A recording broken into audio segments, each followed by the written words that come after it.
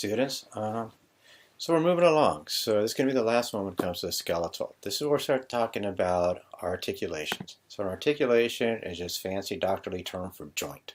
Okay, so skeletal system joints. The various kinds of joints, articulations. They can be fibrous, cartilaginous, or fluid. Fluid is synovial fluid, which means freely movable. Okay, fibrous means there's hardly any movement. Cartilage is basically like cartilage is just the stuff that's inside the joint that actually provides the shock absorbent, the cushioning. Okay. You could have a cartilaginous joint too, where it's like cartilage that holds two bones together. Don't worry about that too much though. Synarthrosis means that they're cinched together, no movement. Amphiarthrosis, slightly movable, and diarthrosis is a lot of movement. So we're going to focus mainly on our diarthrosis ones. Let me see. So the first synarthrosis is going to be our sutures, our kyphosis. Kyphosis is a really fun word to say, but that is our teeth. Okay, teeth are just anchored into our jaw. Talking about the synarthrosis, I'm not really worried about those guys. So the sutures are skull, sagittal, coronal, lambdoidal. Synchrondosis, slightly movable, so that's going to be our rib cage, the cartilage from our ribs. Kyphosis is our teeth, and synostosis is pretty much going to be where it's just almost no movement, but a little bit. That's going to be like your SI joint, sacroiliac joint. This is the big one. Synovial just means that it has synovial fluid inside here and has a joint capsule, so it holds everything together inside that joint capsule, so we have that fluid. These are the ones that get most of our arthritis, cause most of our problems, and provide most of our movement. So a diarthrosis are freely movable synovial joint. Their basic characteristics are they have a capsule, they have articular surfaces, they have that joint cavity where we're going to actually have the synovial fluid is going to be made and moving around it. Synovial membrane, which wraps around the joint capsule where it makes the synovial fluid. This can have accessory structures, cartilage, ligaments, tendons, and a bursa. A bursa is like this shock absorbing, kind of a unique thing. We'll show pictures of it. So it's a sac, it's like a pillow that makes it so that the tendons can actually move nicely. Remember, ligaments, they're going to attach bone to bone. Tendons attach muscle to bone. Cartilage is on the articular surfaces of the joint, so it is on the surface of the bones. It is the cartilage that gets worn away that leads to arthritis. So, as you can see, synovial joint, we have our joint capsule. So our joint capsule is going to be right here on either side. Now, inside here we're going to have some accessories, but fat pad. This is your knee. So this right here is going to be this cartilaginous, really tough. This right here is your meniscus. We're going to have one over here too. So that causes stability in the joint. This right here is going to be more cartilage. Okay. The joint cavity is the space in here where we have the synovial fluid, and then we have our synovial membrane, which is this little lining of the joint cavity to make synovial fluid to keep it lubricated. So right here is this line right here. You can actually see this is our epiphyseal line. That is where our growth plates have come together.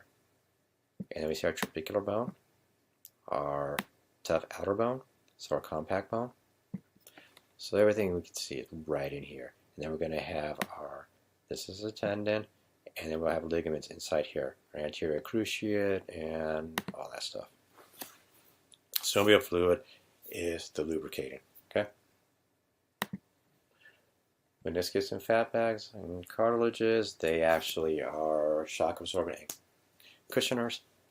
Bursa is always going to be for tendons. All right. So you can see everything right inside here again. Now movements, types of movements. So first off, rotation is nothing more. The easiest way is your neck and spine rotating, left and right. External rotation is pretty much going to be, so our toes are standing with our feet at anatomical position, toes out a little bit. External rotation is going to be turning your toes that way. Internal is going to be turning your toes this way. All right. Circumduction is just doing a circle. So it is going to be our shoulders and our hips that can do circumduction. Okay, flexion and extension is always kind of a confusing one because when you flex your elbow, you're taking it to a greater amount. Extension is going the opposite way. So hyperextension is where we pop it the wrong direction. Okay. Your wrist has flexion and extension. Your knee flexes and extends. Your spine, when you bend at the waist, okay, so your hips have flexion and extension of your lumbar spine. Okay, so when you bend forward, you are flexing your lumbar spine. When you arch backwards, you are extending your lumbar spine. Okay. Dorsal flexion and plantar flexion, what we're doing now is we're talking about our toes. Okay. So dorsal flexion is when we take our toes and we point them. We try to lift our toes up. Okay. So the ball of our feet, we're lifting that up. That's dorsal. Plantar flexion is going on your tiptoes. Easiest way to understand that. Abduction and adduction, real simple. Abduction, you're taking your arm away, so you're moving away from the midline. Adduction, you're adding it to the midline. Easiest way to remember that one. If you put your hand in here and you get that little like armpit fart going, you're going to rapid what? Abduction and adduction.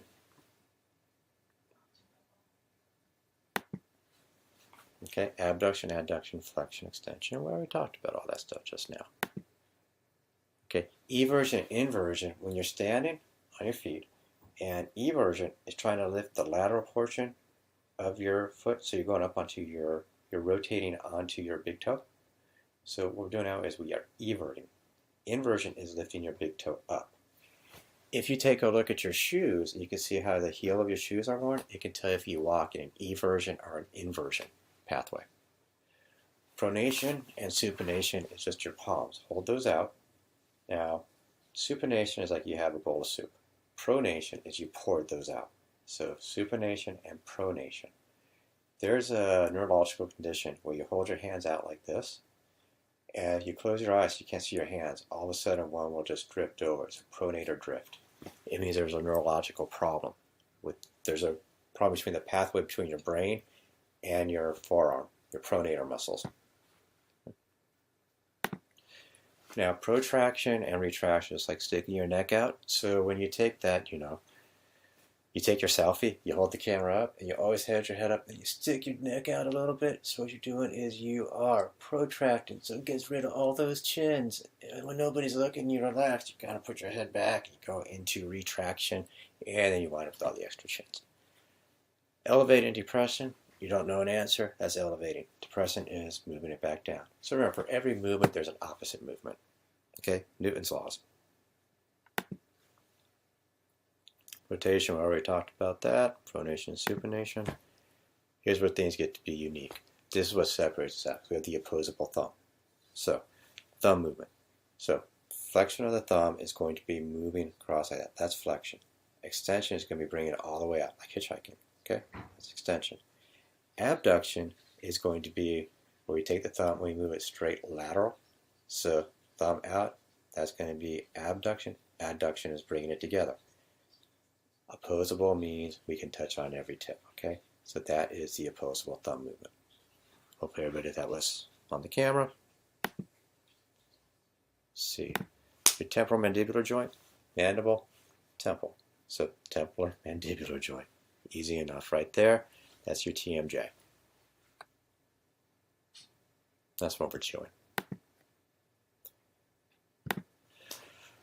Okay, intervertebral disc, there's some movement in there, but what I want you to be aware of is we have our posterior lateral and our anterior lateral ligaments. These guys right here, they provide stability in the joint. There's a condition out there called ankylosing spondylitis where this gets hardened and doesn't move. So your spine becomes very stiff. It's incredibly painful. See, I talked about those guys, ligaments. I don't want to go into too much detail because there's so much here. You'll never know all the ligaments. Sternoclavicular joint, that's where your clavicle comes into your manubrial, right there.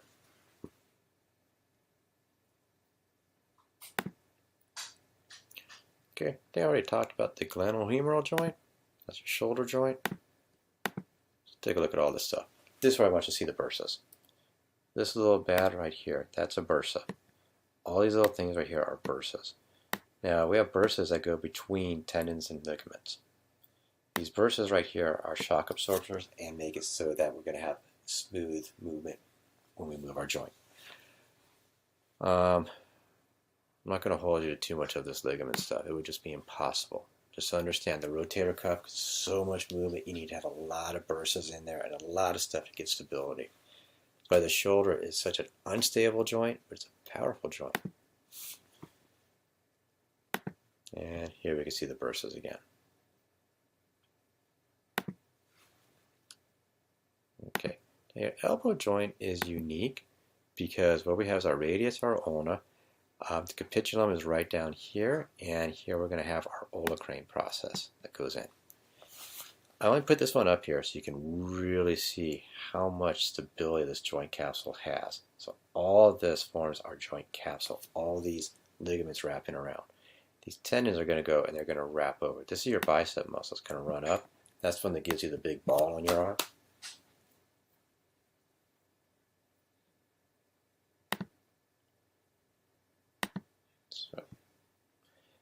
So this one right here is just when you go from supination to pronation. I only have this in so you can actually see how our radius twists. It twists over. And then we have all of this connective tissue right here. This is your interosseous membrane. In between osseous bones. Membrane between the bones. Terminology. Run it, you'll be fine.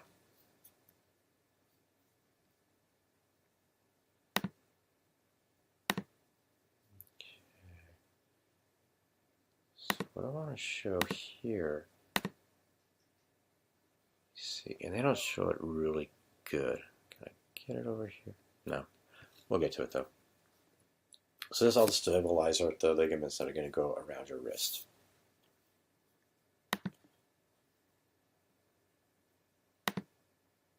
Yeah, don't worry about that. Okay, the hip joint is where I do like to spend some time because it's a very common one to have arthritis in it. So what we have right here is we have our acetabulum. So with our acetabulum, we're also going to have this area right here. This is this nice little articular surface. Now this is a strong cartilage, but it's referred to as a labrum. Now a labrum is sort of, let's see.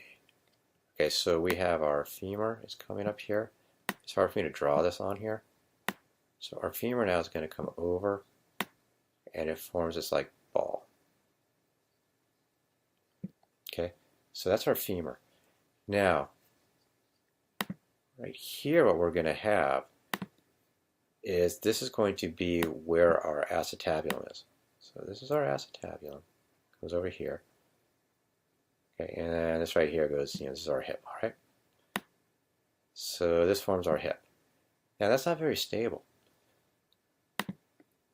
What we did, the human body did to make it really cool, was it actually has this cartilage material that comes out and it wraps around like this.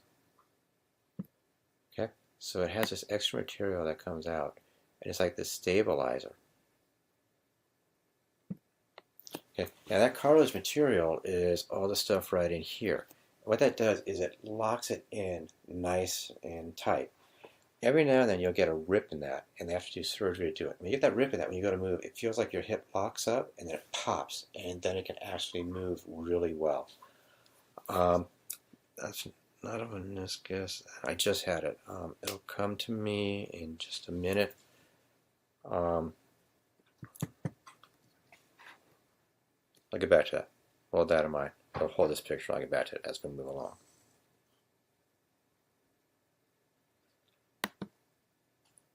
Okay, so the hip stabilizers, all these here, don't worry about it. Let me see if I have it right here. Because meniscus is in the knee. So we head up here.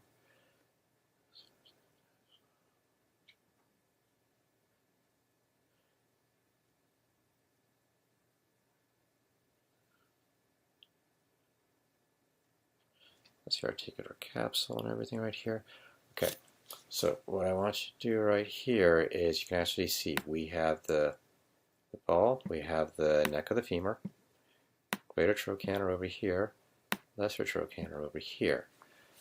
So with the neck, right here, this is acetabulum. It's not the most durable.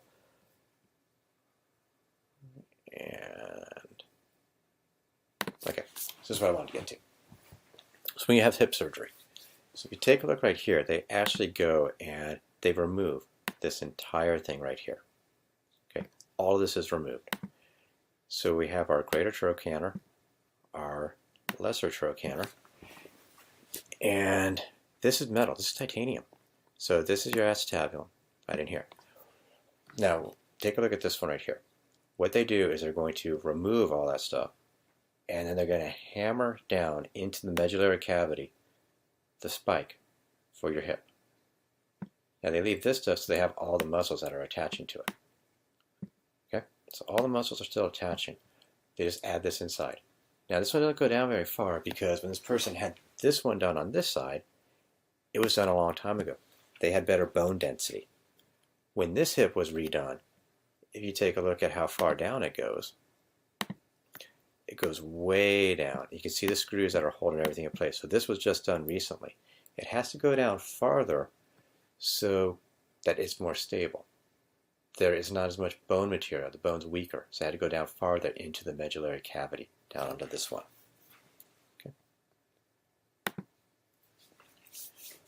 Okay, and we go to our knee. We have our medial and lateral meniscus and the fat pads in there. Anterior cruciate ligament. Here's the best way to do it. So we can see right here, this is our meniscus. It gives us stability. Our anterior cruciate ligament is going to be attaching the tibia to the femur. An annular tear. So right up here. This is referred to as an annular. So an annular tear is where this portion right here that is the stabilizer. Glad I remembered that before I actually got to, before I finished. You know, this kind of sucks. It's like turning in a test and then remembering the answers afterwards. Sometimes you got to relax and it'll come back to you. So an annular tear is right in this area. And an annular tear can actually be in our intervertebral disc. We can have an annular tear in that as well.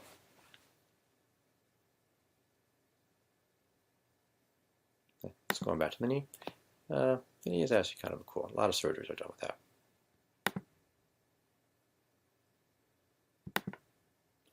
Okay, the only reason I put the ankle in here is because I want you to see is we have our calcaneus, our fibula, our talus is right up in this area right here.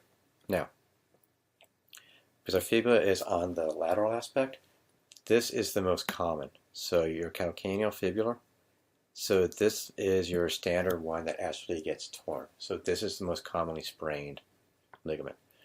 Once you sprain it once, you get a tear in it. Every time you sprain it, the tear gets farther and farther until eventually it is just not even there, and then you have to rely on just muscles for stability. So that is why a sprained ankle is such an issue. That's pretty good when it comes to joints. I don't want to overwhelm joints, just understand their movements, and you'll be okay.